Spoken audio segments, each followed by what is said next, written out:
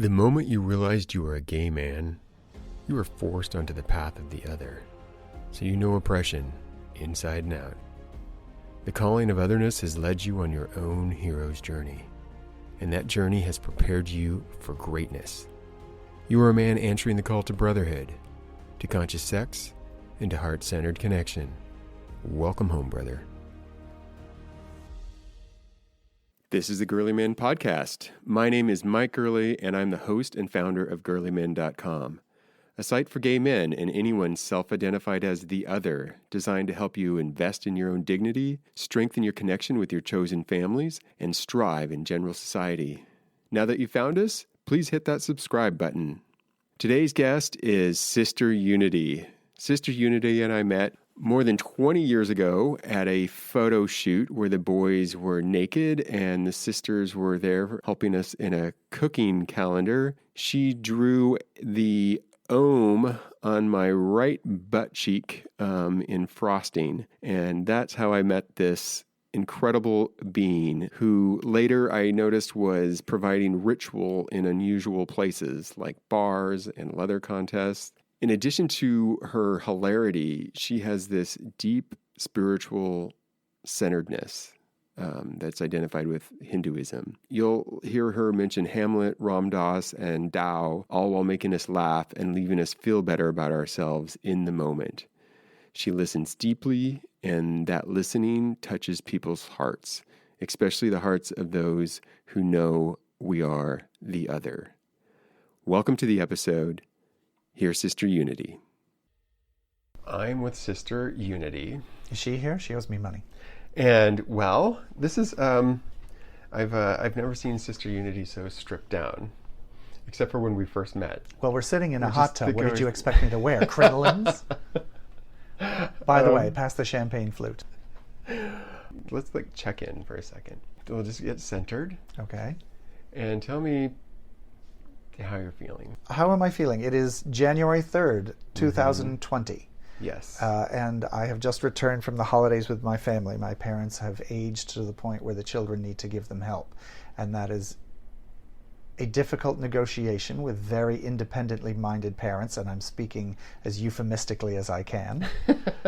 She's a Scorpio and Italian, I'm just saying. Oh, goodness. Okay. Yeah. And it was quite a surprise to find them in that condition.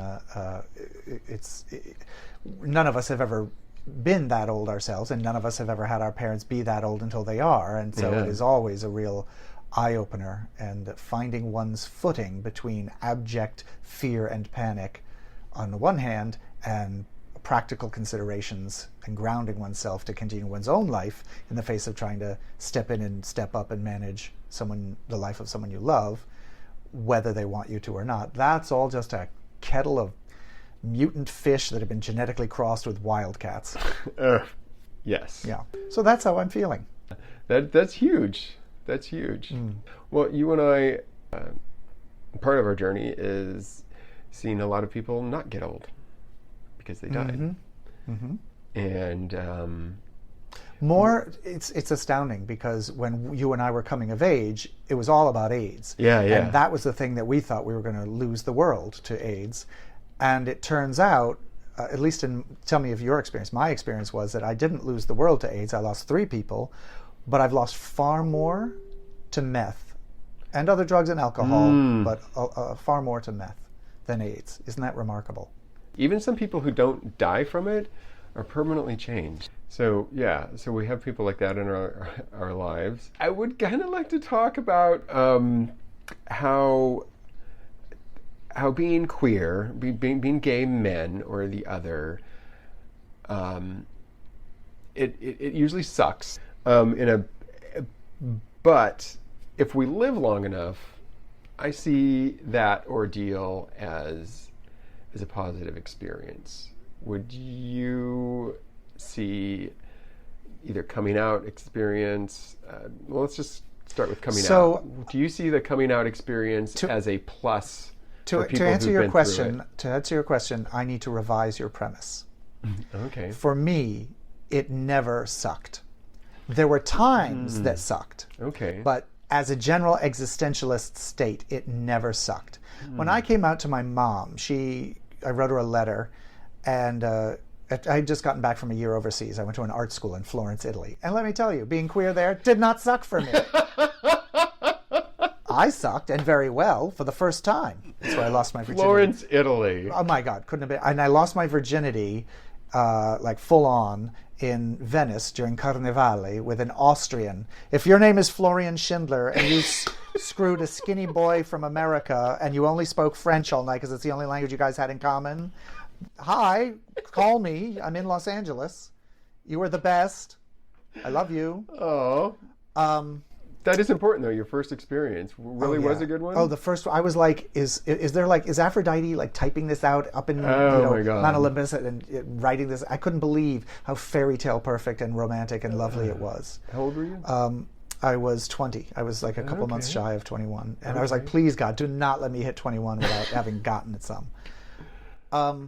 So I got home, and I was living on campus where I was going to college for the summers, taking graduate courses, because I am just that smart.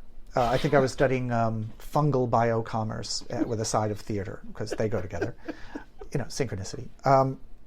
And I was sitting in the kitchen with my friends in this attic apartment that we rented. Total queer space. It was just queer architecturally, culturally, and most of us were queer. And I just pretended to write a letter to my mother. And I wrote, "Dear Mom, and then in like huge 5-inch tall letters, gay!" And I thought, ha, ha, ha. And then something inside of me had shifted. A year on my own in a fairy tale land, but also like learning to cook for myself, learning to do for myself, like on an adventure, a glorious, fabulous adventure of my own, had done something inside. And I realized after I did that, and I was joking like, ha, ha, ha, wouldn't that be funny, as though it were never to be possible. But something inside was like, you have to write that letter now. So I then wrote her a letter, and I tried to explain, I feel for this person this way and that person that way, and they're similar in this way and different. It was just a mess. Long and the short of it was, she called me. I was like, I got your letter. I don't want to talk on the phone about it because there's a lot to talk about. Come home and we'll talk. And I was like, well, I'm not coming home just for that. I'll see you when I get home on vacation. Oh, where was home? Home is in Maine. I was born in Portland, Maine, and I grew up in Maine and just outside of Boston. A lot of people think because I'm Sister Unity, we're orange chiffon and I'm a rubber chicken flippity gibbet, that I'm all easy. But I'm sorry, I'm a flinty Yankee. So coming out for me was not difficult. Coming out was difficult, and that is not a negative experience. It's a difficult experience. For some people, it's an absolutely negative experience. It's risky and horrifying to think of. It's risky and horrifying to execute. It's risky and horrifying in the results. Some people are thrown out of their families. You and I know full well, we've seen the kids on the streets here in Los Angeles. Yes. It is a horror story. It is deplorable. It is the worst of American society. Like right up there with misogyny and racism, in my opinion. Mine, luckily, was nothing like that. I could have very well known and guessed that she would have accepted me, and she did. She called me home for this talk, and she just really wanted to it was really just micromanaging. She just wanted to like get her 2 cents in on what her son was going through and have her say, if you will. Just part of how our relationship dynamics were. Okay. It was kind of obnoxious for me because I was like, why aren't you giving me a cake? Why don't you give me a chiffon dress to celebrate? Okay. But even with that, even with an accepting parent, and you see the videos on YouTube, kids with parents who immediately tell them they love them and hug them and everything. Yeah. The kid is freaking out and brought to tears because it is hard. Yeah. And I think you were in the message that you sent me about the questions you wanted to ask, you mentioned is coming out a hero's journey. Yeah. And that resonates with me the way that Joseph Campbell describes a hero's journey. One of the things about it is, and for some reason I always go back to Lord of the Rings for my sort of go-to hero's journey. Yeah. Joseph Campbell points out that one part of the hero's journey is death. You die and you're reborn. Gandalf dies fighting the Balrog, if you will, goes down into the underworld, and then literally arrives at the mountaintop clad in white. He's transcended and renewed and reborn and refreshed. Mm-hmm. And I think that coming out is very much that. The risk that you feel is the death of the ego, is the destruction of the world you knew and were safe in and happy in as a child.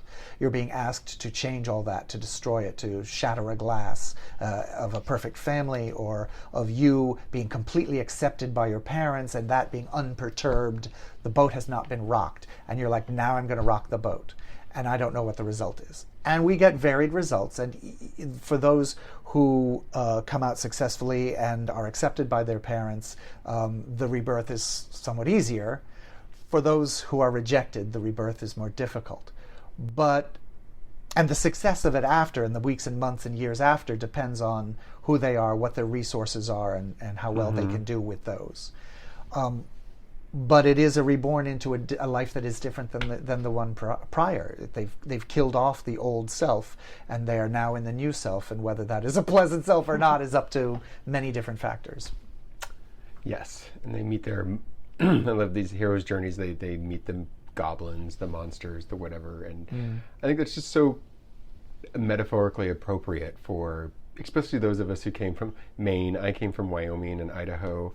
And then we come out here and we have drag queens and leather people and bears and twinks and like this whole cast. I always think of LA as Oz. There are so many and that was my favorite movie growing up, and there's a big connection with my mom and I in that movie. And for some reason, maybe because I live near the Wiltern Theater, which is an Art Deco emerald green building, that I especially think of LA as coming to Oz. Oh, yeah. So you mentioned two scenarios. There's, both depending on how the parents react. I want to talk about this other scenario when someone, and I'm still shocked to see it today, I see men who are still trying to not be gay. They're still trying to deny their sexuality, their love of men, and they either do it overtly or covertly. That's what I make up. It's a judgment. Some of them that are like covertly, they're on hookup apps with on the down low or whatever, or something else is happening, or they're a senator. A Republican yes. senator. Well, I was going to ask you, what do you think the fate is for those men? The truth is so hard to live loyally with. It is so hard to be a devotee and practitioner of truth, to always speak it, to honor it, to act in truth, to make choices that honor truth. It is also the clearest and ultimately the healthiest path. The reason people don't or can't is because people aren't okay with everything that happens to them. They are afraid of pain, they are afraid of change, destruction, death of the ego, death of physical death. There's many things that many people are afraid of, and for many reasons, good, bad, and everything in between. So it's really hard to ask someone to speak the truth. Like, someone grows up in a Mormon family and and the family is homophobic and overtly so, and you ask them to tell their parents that they're gay. That is a truth that will, breaking open the whole subject and the whole discourse with the family by saying it would end up with some kind of liberation, you would hope. Even if the family completely rejects them, then you could argue that person is then free to live an honest life and a free life, free from the constraints of their family. You could argue that. But damn, that's a price to pay. And humans being humans, how do you ask someone to pay that price? It makes complete sense that some people make twisted choices. And I don't mean twisted in a moral, like I'm judging you thing. I mean choices that call for mental and emotional gymnastics. Yes. I just record an interview with my Mormon dad, and we've gone this Christmas, I hadn't been back in 16 years. It's not that I hadn't been back there. There was a 3-year period where we didn't talk at all.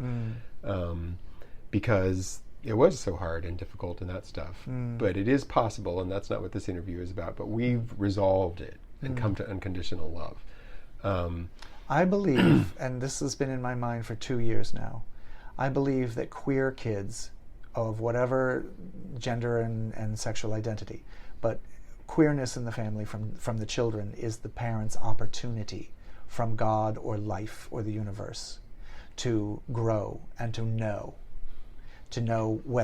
themselves, to know God if you believe in God, to know life, to know what the more free, transcendent truth of our universe is. And some parents accept it, and some parents allow themselves to go through this change, like it sounds like your father did, and some absolutely do not. Yeah. And you find the same thing with monks. You know, they're making a point of studying the things that change your life and put you closer to truth or God, and some of them make it and some of them don't. But I do think absolutely that the world is a muddy crossword puzzle. It is a twisted, chaotic Rubik's Cube where we incarnate to do our homework. That's my personal belief as a practicing Hindu. We come here to do our homework, and part of the way the world offers those parents the homework of breaking their concepts so they can be free to address God and truth on God and truth's terms is by answering the proposition given by a queer child or queer community member. And that's a reframing that a conversation I want to start with our community too, is saying this is the way you described it, a gift that you brought into that bio-family unit, as opposed to a curse or some sort of baggage. Right.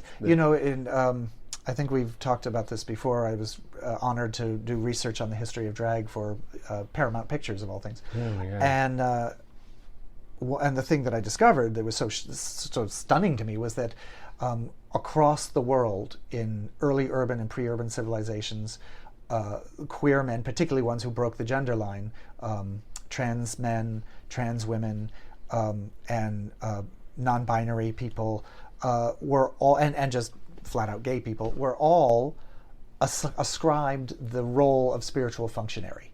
They were the ones who negotiated between the secular and the transcendent, whatever their culture's version of that was. And in the same sense, a straight child brings the promise of continuing the family line and new life and continuing of the food and everything that a baby grows up to be is such an enormous treasure chest of riches. Yes. A queer child, and I use queer, I know some people are not comfortable with it, I need a catch-all phrase to mean trans, I'm right there with you. asexual, bisexual, all of us. Yeah. All of us. All of us. So a queer child brings the opportunity of changing and opening right where you are now, which one is the physical continuance and growth in the world, and one is the spiritual continuance and growth of you. That's stunning. Yeah. So every child is a treasure chest.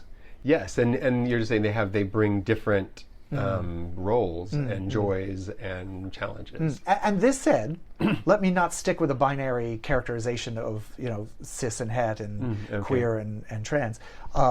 We all have pieces of each other's. Yes. The Kinsey scale was like very few people were a perfect 0 and a perfect 6. We all have pieces of each other. There are heterosexual, cisgendered people who are wonderfully queer. Sister Edna St. Vincent Get-Laid was such a wonderful example of a queer cis het woman. Oh, okay. Yeah, and it takes a while to get there. Ego. You said death of the ego. I think that's... What is that?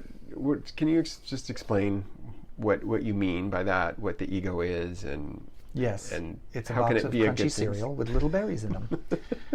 What does the ego box To me, look like? ego means different things. In the West and in Western psychology, ego means sense of self-identity, and in the East, ego is like the big nasty. Like, oh, get rid of your ego. You're not free until you get rid of your ego. Yeah. Never mind that what they actually say is that you need your ego. It's just you need to master it. To me, contemplating it, it seems to be most succinctly put as it's who you think you are. It may or may not be who you are. It may or may not incorporate parts of who you actually are, but it is certainly who you think you are. Consciously up in the intellect and way down in the id, and the parts of you that are reflexive and not so verbal. However you think you are and your life is, that's ego.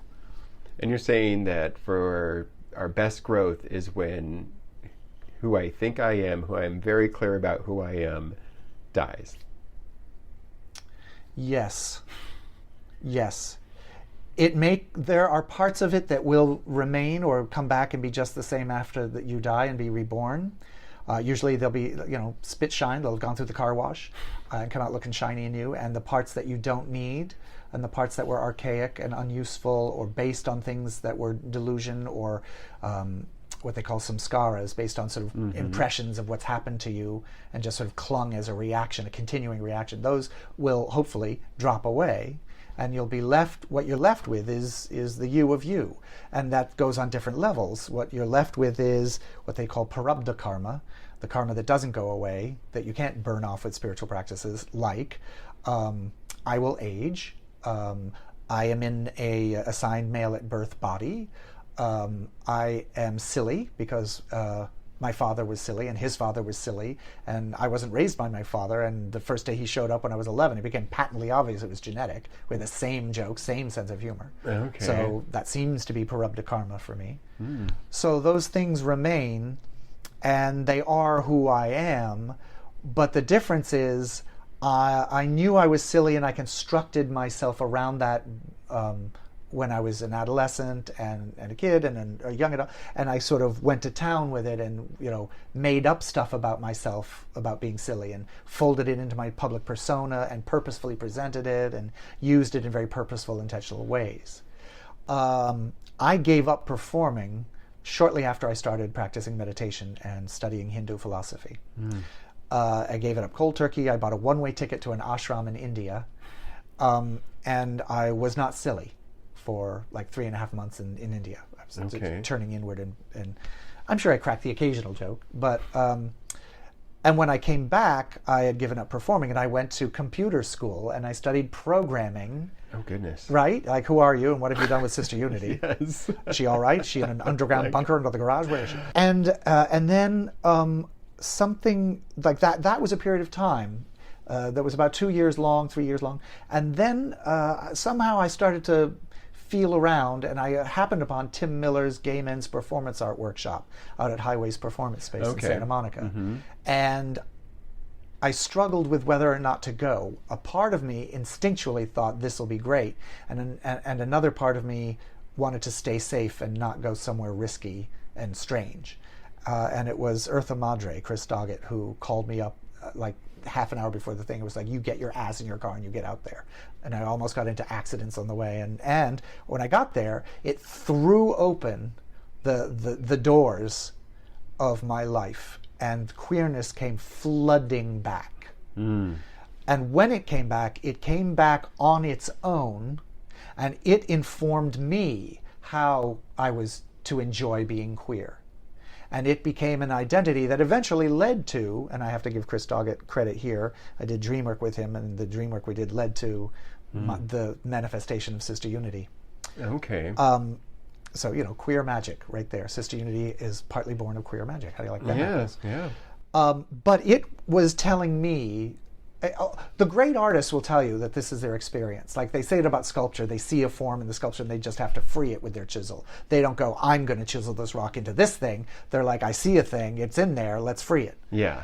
Great artists and writers will tell you the story, the art piece, has a life of its own and uses you to make itself if you know how to get out of the way. And that's another way of saying if you know how to kill off the ego, to let the channel be open to for this to come out. Studying improv is a really good exercise in how to open those doors, kill off or turn off or shove aside your ego, your sense of who you are, your sense of how the world is, your ontology, or your sense of how this should go.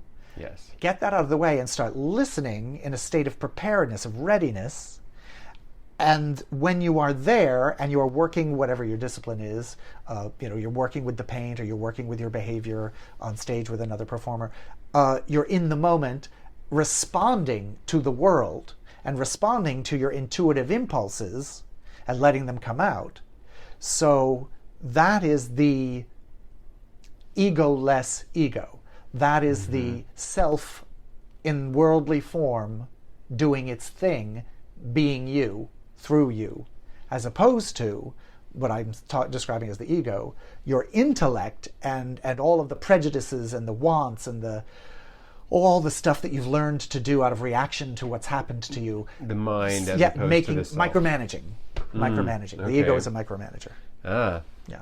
The ego, consciously, sometimes and unconsciously, chokes off what would be the organic well-being, the organic impulses that would lead to strange, scary paths for people, but paths that ultimately they would be pleased with. I feel very lucky that I was pushed and prodded and cajoled and distracted into following an intuitive path. I came here to Hollywood to be Robin Williams or Will Ferrell, and I had the resources to do it, mostly. I just got interested in other things, and it took me somewhere, and I'm not there, and I regret, not being rich and famous and being able to do a movie about talking scrotums, because I have, I know enough people in Hollywood I could do that. But I'm Sister Unity, and I could never have imagined that before. When I was 23, I could never have expected that. But oh my God, how better that is. Thank you for explaining that. And for people like me, I grew up knowing I was gay with the last name Gurley in Cheyenne, Wyoming, and Pocatello, Idaho. The whole idea of stepping at Mormon, so much security in that religion, because every day you are told what to do. Yeah. Monday is family home evening. Tuesday night is Scouts. Wednesday night's Relief Society. Wow. Saturday's the day we get ready for Sunday. Then and just Sunday is programmed. And then you get your own planet. Yes. all you have to do is vary not at all from this hardline path. Right. Which works clearly for at least 20% of the people on the planet are built that way. Yeah. But they want to apply it to everybody. Yeah. Anyway, for me, it's heresy to let go of how my ego had developed up to that point. I loved the church until puberty, and then it's wait, this doesn't fit. And today, I still think, especially right now, the polarized country is we're right on this side, we're right on this side, we're right in the middle. Everybody's right, and that's it's to me, it's a personification of this. I understand everything in the universe. I think the people raised that way are very courageous to be willing to put that down and say, maybe I don't know. Yes. Because maybe I don't know is not what especially men are supposed to say in a boardroom, or you better know when we're spending money on you knowing. Yes. Or in a group of guys, even in our queer circles, it's I know who I am, I know what I'm doing. Because you're lost if you don't. People will think you're weak, or they won't be interested in you if you don't know. And being weak is bad. Right. Being yielding is bad. Right. It's misogyny. That is misogyny, Yeah. And those kinds of things. So are you saying, do you think that was innate in you to be willing to take that kind of a risk? Or do you think that you had the right people coming to you? I got really lucky. I don't know if it's genetic or just me or what, but and being in New England, it's kind of a thing too. We're skeptics in New England. I grew up wanting to cut through the bullshit and find out what the fuck was really going on. I grew up with Watergate and Vietnam. Right. We got Life, Newsweek, and Time magazine, and I would be reading all about both the Vietnam War, the protests, and Watergate. Okay. And it's just that whole time and the place where I was raised and my own family's political awareness, which was pretty high. If you mumbled anything during Walter Cronkite, you got shushed. But the whole thing, and my sister, 10 years older than I, and she was a hippie, and she was an artist, and she went to California and San Francisco and helped to start the punk movement in the 70s. All of this led me to be a person who was looking to get out from behind, to uncover, to unmask the bullshit, and to find out what was really going on. That ended up leading me to my spiritual and philosophical pursuits. Yes. It's okay, all right, Christianity's fucked. That's bullshit. We know that. Bertrand Russell, we created God in our own image, blah, blah, blah, blah, blah. Okay. But then I was there's something going on. I read the Tao Te Ching, and I was that's a different way of looking at things. Well. Are you casting aspersions on the Tao Te Ching? No. I'm not really. How dare you? Just the whole concept of Tao blows my mind. Oh, then you get it. You were talking about not knowing, right? Yes. You're talking about that's it. You're there. Don't try to know more. That's the Tao. And that's just not. I want to figure it out. Good. Be confounded. That's the whole point that Lao Tzu is writing about. Be confounded. Because all this stuff that's founded is what I was describing as the ego. Oh, I know this now. Yes. There's a great passage in the Upanishads. Those who know do not know. Those who don't know. If you are confounded, you're ready for improv. You're ready to make art because you're open and you're unbiased. There's a soliloquy in Hamlet, one of his last ones, where he talks about there's providence in the fall of a sparrow. I can't remember the whole thing, but he ends it with the readiness is all. Like it could happen then, it could happen now, who knows when it'll happen. Don't pay attention to the details. It'll happen. And being ready, being there, be here now, Ram Dass, is the thing. And being confounded leaves you in that space. It leaves you available to be there in that space. And that's a kind of yielding, weakness, if you will, that is actually stronger than invented strength. Yes. Well, and I feel it, like, as we're talking.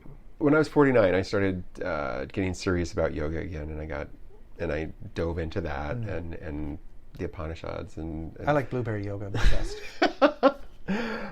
And this whole idea of not knowing, what you're talking about is still, it seems to me that's where like all the juice is. That's where all the unknown spiritual realness is.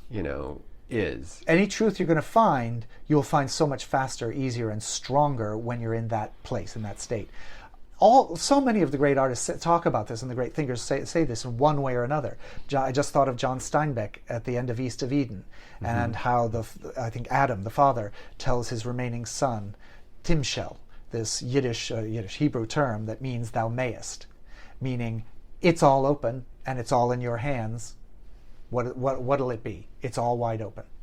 He doesn't say, do this, do that. He's not prescriptive. He rather opens the door. There's again this open space, this open door. The truth needs a vagina. That is it.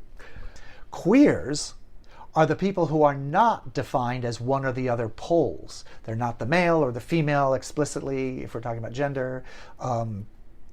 They're not like the expected sexuality. They're the ones in the liminal spaces, in the marginal spaces, in the spaces that aren't all occupied by the constructs of society. They, because of this, were seen by a lot of the Native American peoples as able to go between the transcendent and the secular because they didn't have any boundaries. They were the in-betweeners. So this space that we're talking about where you don't know, you're confounded, purposefully confounded, in joy and bliss confounded, you're in the liminal space. That's the liminal space. That's a queer space. Queerness is a manifestation of that. Queerness is a manifestation of that. Exactly right. Wow. Exactly right. Wow. There's the sun, the Apollonian paradigm of masculinity, the earth, the Gaian paradigm of the mother and the femininity and the womb that brings forth life and blah, blah, blah. You talked about, so Hindu, you say is that your like core... That's my personal thing. Thing? Arena in which I consider philosophy. Yeah, and so you got there, and I would say that most of the things that I turned to, I got through, yoga teacher training. I've never really gotten, but I've, read a lot of books. And I meditate, and I, believe it. How does it go with like Hindu sister unity and then the fetish community? How do you reconcile all of that? Why would I bother? Or here's how. Okay. I practice meditation. I was practicing meditation before I started to become Sister Unity. I had the opportunity to become Sister Unity, so now I practice meditation and I'm Sister Unity. And the sisters serve the gay community, and part of that is the fetish community. And so I followed Sister Candy into a leather bar and started talking to people and finding out what it was about and talking to people, and then carrying the message forward that I thought would liberate people. So that's how that happened. And that's about all the analysis it really deserves. And that's when you say it that way, it's just very succinct. Well, be here now. I was meditating because I found it and it worked for me. So there I was. I got invited to be a Sister of Perpetual Indulgence, and what, are you kidding me? Like, I'm not going to do that. So I was there then. Then they were like, okay, we're going to this fetish thing, and we're going to talk to the Leathermen. I trusted them, so I went with them. Mm-hmm. I was in the moment, then, and so I ended up with that combo. The sisters are blessing these events. Gesundheit. And I do see people, it's very fun, and it's very funny. There's some poking being done at like traditional... I've blessed a nipple or two. Well, and like traditional like religion and things like that. Oh, certainly. But I've always felt, at first I thought it was this joke happening. It was. And it is a joke. Yeah. But it's also, now it's like, I want, the blessing's real for me. It is also real, yes. And unless you don't want it to be, in which case we throw in some broccoli and rubber chickens for you to just laugh at. Yeah. Do you wonder, like, I realize a lot of what holds me back is worrying about ouching people, having an ouch moment, or me looking ridiculous, or all these reasons for not bringing beauty forward or bringing a blessing forward. I think that's one of the things that older people's role is, as far as I am concerned, is to bless things that are to tell them they're okay, to grow, to encourage them to do their thing and do it well with integrity. Yes. Yeah. Yes. Yeah. And as one meditation master put it, to make room for others' good. There is a thing happening that needs to be looked at and rectified. Mm-hmm. And so serious, because Sister Unity is just hilarious. I mean, I'll tell you said so. Well, we're very conscious that we are clowns, and we use being a clown to do things and to cheer people up and to get across political messages. But we're also human beings, and we're part of the community as well. You know, we exist outside of makeup as well. Yes. So when fucked up shit happens, we feel that fucked up shit has happened. And we just so happen to have people's attention because we're flamboyant and colorful and hopefully interesting. Mm-hmm. So we're like, give me that megaphone. I need to say that some fucked up shit is happening, in hopes that other people recognize that the shit is fucked up so that we can unfuck the shit and get back to good wholesome food that is unfucked. Okay. It's definitely using the pulpit that we've invented with our rubber chickens and chiffon for other purposes. Yeah. And often I find that the serious stuff, which is perhaps a minority of the times that I'm speaking or posting. No, actually, if you see me on Twitter, it's all serious. So sorry. It's just fun to debate with. Anyway, it rings louder because we've been silly. And people go, wait a minute, the colorful, silly flibbity-gibbet is saying something and it's serious. You know, if it has the ring of truth to it and you're good at rhetoric, the fact of the contrast makes it land more heavily than someone they're used to hearing serious things from. Like, oh, this is that serious. Even the clowns are saying it. Yeah. You know, and then the truth is that, of course, the good clowns always say the truth. Well, I want to thank you for doing that. It's a pleasure. It's thrilling. It's so much fun. Being an outsider and being a fluffy, colorful entertainer does give you a little bit of, not leverage, I would say, and maybe access to attention, access to people's attention. Yeah. And if you say things, if you're clear with what you want to say, and it's something that matters to people, and you do that often enough, then you get a reputation, and you can use that. Yeah. Reputation for its own sake is just bullshit. But if you can use it as a resource to get across important message and to amplify the voice of the voiceless people, then reputation is a useful tool. So the premise of this podcast is I want to help individual, gay men is what my target audience is. I've heard of them. And know who they are, identify and know their primary family, whether it's chosen or bio or both, and know their place in the world, the entire world. With just Sister Unity, we'll just I think there's two personas too, right? There's Bennett and there's Sister Unity. There's only one persona. There's only one persona. What does that mean? So this was what my college essay was about. I grew up in theater, and there's this whole thing about peeling the onion and the layers of the onion, and who's the real person underneath all of it. And people would see Sister Unity as the outward layer that I'm performing, and then the inner layer is someone else. Okay. And I disagree. I look at it, and this is what I wrote. It's a multifaceted box or a tetrahedron or whatever, however many sides it has, sitting on a turntable. And sometimes we turn the table, and sometimes forces or the people or life turns the table. But people may see one side or 5 sides or all the sides. It depends on the circumstance and the context. But it's all one thing. It has facets. It is not that there are two people, because the very first night I went out as Sister Unity, we went to Mardi Gras in West Hollywood when they still had it. Okay. And as I walked up to the crowd, I was thinking, okay, do I be me, my secular self? Do I but in drag, and talk sincerely but in drag? Do I play a character? Because I'm used to characters. I could invent a really funny character. Who would that be? And I tried the character route, and that worked for some shtick and passers-by. And then I met this tall guy, about 6'4", and he just looked glum. He looked so depressed.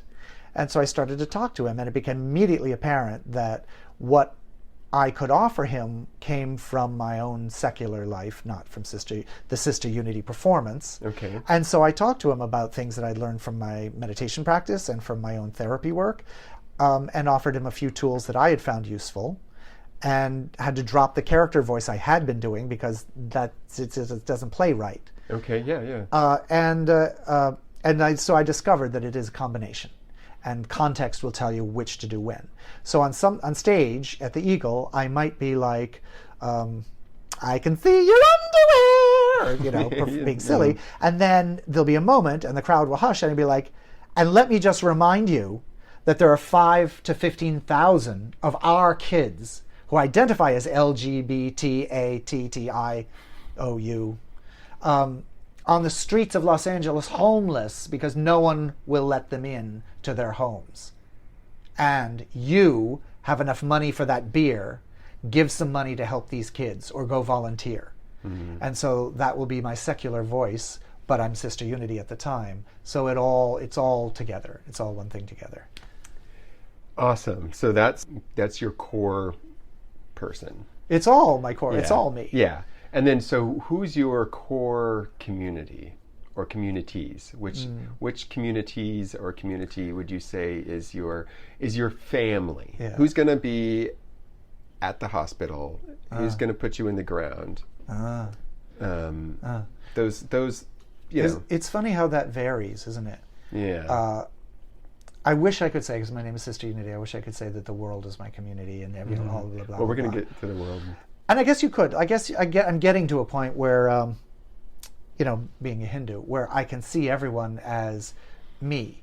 Like this whole thing of reincarnation, like we all think of it as like I die and then 10 years later I come back as a new person. Well, we know that outside of linear time, the time is not a thing. It's, a circle whose center is everywhere and whose circumference is nowhere. So if time is not a thing, then I could be reincarnated. You could be me, and you're my reincarnation because time isn't a thing. I just got born, and so then you're like, and then you go, oh, wait a minute, isn't that what the spiritualists say? We all are one. We all are together. Right now, I'm having a conversation with myself. I came to interview myself, and I'm talking to myself. This happened to me on a bus once. And I love the idea of that, by the way. Right? You are the me that was born Mormon and blonde and would eventually be an IML winner. I'm the you that was born in Maine and has a predilection for capes and chiffon.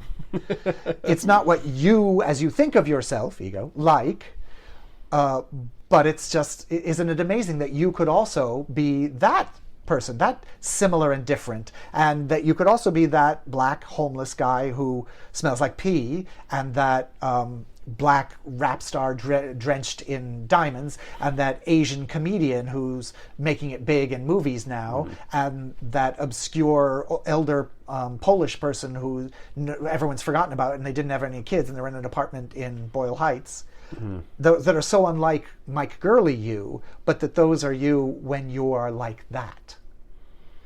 So in one sense, my family is everywhere. So your family... That's easy in the head. Yeah. To answer your question, my niece will put me in the ground, I bet. My friend Melinda will put me in the ground. That's such a good way of expressing who you regard as trustworthy and intimate in your private, sensitive life. Who would that be? So my best friend Melinda, my best friend Kobina, my niece Kristen, my sister Sally, my mother, if she outlived me, but she's 90 now and may not outlive me. These are all family who would put me in the ground. Okay. There are sisters who would put me in the ground, I'm sure. That's amazing. Yeah. So the answer is, for me, is very specific with very specific individuals. And if anyone's listening that I've left out, I'm so sorry. Mike put me on the spot. Those were the names I came up with because I'd been texting with those guys recently. And for other people I know, the answer varies. Yeah. I think the AIDS, the plague, helped me get clear on that too, because everything was very academic before death was everywhere. Yes. And then after put. when death was everywhere, then it was like, now this whole thing about spirituality, this whole thing about who shows up and who doesn't, was illustrated around me. That's the reason I look at it that way. And I think that as that subsides, people aren't giving it really enough thought. And there's a plague, there's not another plague, there's a crisis of loneliness that more men are dying from self-inflicted handgun shots than are from all the mass shootings that happen in the country. That's a real statistic.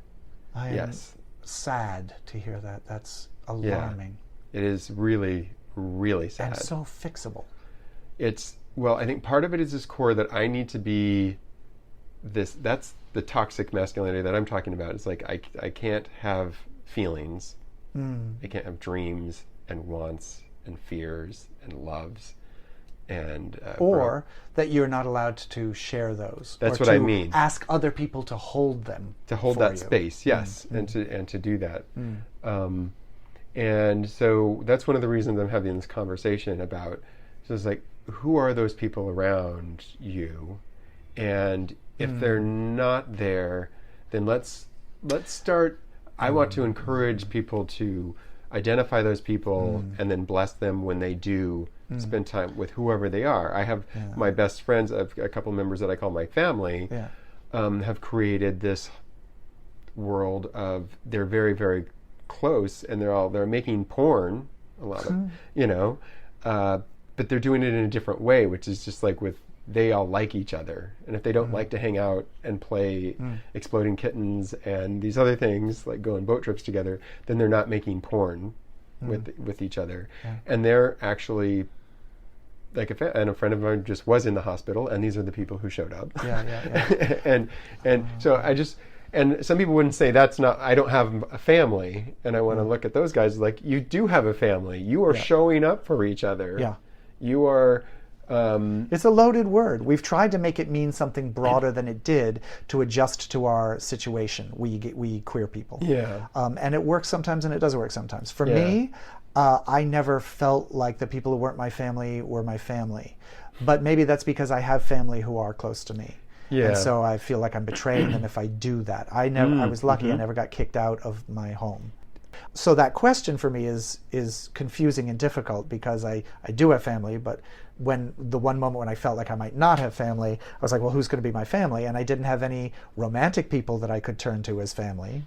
And I knew I had people who would have my back. That's different. And I think a lot of people assign family to that. One thing that straight people do on a regular basis is just marry or accidentally procreate, and then they have these connections. It's pretty easily laid out for them. Yes. We have to decide to buy into that in our own version or not. And if not, then what will it be? We get to make that up, or we're lost and we don't, or who cares? Some of us are like, who cares? And we all need to stay flexible, though, too. What do you... I think you've already touched on it, but what's your role on the planet? No, actually, I have an answer for that, because I thought this about the third year into being a sister. I've been a sister for 24 years now, as of December 10th. As a sister, my role is to be the hostess of the cocktail party of life, to make sure that everyone's fed, everyone has something nice in their hands to drink, or whatever. Everyone's got someone to talk to, everyone's smiling, that the conversation is flowing, there's nice music, everyone's okay. And, interpret that metaphor however you will, but when we go out, like say we go to a bar, some sisters will, be at the bar and wait for people to come to them. Some sisters will like man a table or man a booth. I float around and try to talk to everyone in the bar, because I feel like hostess, cocktail party of life. Yeah. Same thing, we're out at like the AIDS March. I try to interact with as many people as there are that I am able to bump into and to interact with. And each one is completely different. And some I end up talking to for an hour, and sometimes it's just a quick hello. But, like a hostess going around a cocktail party, like Auntie Mame. Auntie Mame was the dream that I dreamt. I was Auntie Mame. When I said Chris Doggett did this dream work with me that led to Sister Unity, I dreamt I was Auntie Mame. And I went in with that dream and worked with him on it, and realized a desire to be that sort of magical, catalytic, amazing, fabulous, exotic, cultured, eccentric, empowering and enabling female-based personage. And then about 6 months later, Sister Unity happened. Eric Pruitt, Sister Candy, called me up and asked me if I'd heard of the sisters and if I wanted to be one. And I was like, hell yes. So, but you look at her in that opening scene of Auntie Mame, and you see her at the party she's holding, and how she's going around, and she's interacting with anyone, shakes hands with the monkey, and compliments the guy who has the aircraft engines on stage for his musical piece, et cetera, et cetera, et cetera. Yes. And then when Patrick is there and she realizes who he is, she zeroes in on him and focuses on him because he has needs, and she sees it. Yes. It's like that. That's my role in the world. Wow. Well, with the classical, those Jungian archetypes, the lover, warrior, magician, king. There's masculine, feminine. That's very sovereign lover energy. That's interesting. New the connections. Sovereign lover. Yeah. Hostess, that stuff that you were talking about, though, is really sovereign energy. And I said that's another time when I think where people get power confused. Well, yes, you're right. I mean, it's her party. Yeah. She's the one who bought all the goodies. She's feeding everyone. You're yes. right. It is a very sort of governmental role, isn't it? Yeah. Oh, absolutely. And seeing that the right people are meeting the right people, and everyone thinks that governance is about power. It's really about caretaking. Yes. Facilitation and caretaking. That's when it's in my judgment done right. Yes, I would agree with you. You would know. You worked in City Hall. I do. Yes, putting my government hat there. But seriously, the cap to our conversation, if I had to sort of think about it all and sum it up, is that queer people are, with our little coming out heroes journeys, we are asked to create our own sense of who we are as individuals, and also as a community, and as you were pointing out, sometimes as family. Yeah. And that relates to the other thing we were talking about, in the sense that the way to do that is we will repeat the mistakes of our oppressors if we keep trying to impose an intellectualized or overthought sense of, I know what this should be, I know what should be right, let me enforce that. Exactly. So the way you do that is you follow your intuition, you trust your intuition, you realize when you are overthinking things, and you go back to letting that, just let it go, just drop it, and go back to, okay, what is my intuition, what do my guts think is the thing to do? And the other way to do that is respond to things in the moment. Don't try to plan and think everything out for years to come and make sure you've dotted every I and crossed every T. I mean, some planning is necessary, but be spontaneous about it. Be in the moment. What's in front of you that needs defining or taking care of or purchasing or designing right now? Is it your apartment? Make your apartment. And because you're queer, it'll come out queer. You'll just go find the things that please you. That's using your intuition. do the thing that's right in front of you, taking care of your apartment, or buying your groceries, or choosing your clothes, or deciding whether or not you're going to speak to your parents or not. That's something that's practical that needs to be taken care of. And that's a way that the job in front of you is to define that relationship. And you do it with, well, what do I and my therapist think about the situation and work that out. That would be my summation of practical advice that could be extrapolated from our long, complicated, and at times extremely silly conversation. With that, I'll close it. Thank you very much. You're absolutely welcome. Now take off your clothes. And that, brothers and sisters, was the one and only Sister Unity. I encourage you to follow her advice. Follow your intuition, define your own story, and celebrate your greatness. Until next time, this is Mike Gurley and the GerleMen podcast. Thanks for listening to the show, my friend. Now stay connected by subscribing to GerleMen podcast and sharing with your friends on iTunes, Spotify, Stitcher, or anywhere else podcasts can be found. Visit the webpage at GerleMen.com, sign up for the newsletter, and find more details about each episode. Let's make this a conversation because I'd really like to hear from you. Join us on Facebook at GerleMen. Submit your questions, suggest topics, or just chat with your brothers. Want to add your own 2 cents? Use the voice memo feature on your smartphone. Ask a question or say anything. We just might play it on the podcast. Email the file to mike@GerleMen.com. Until next time.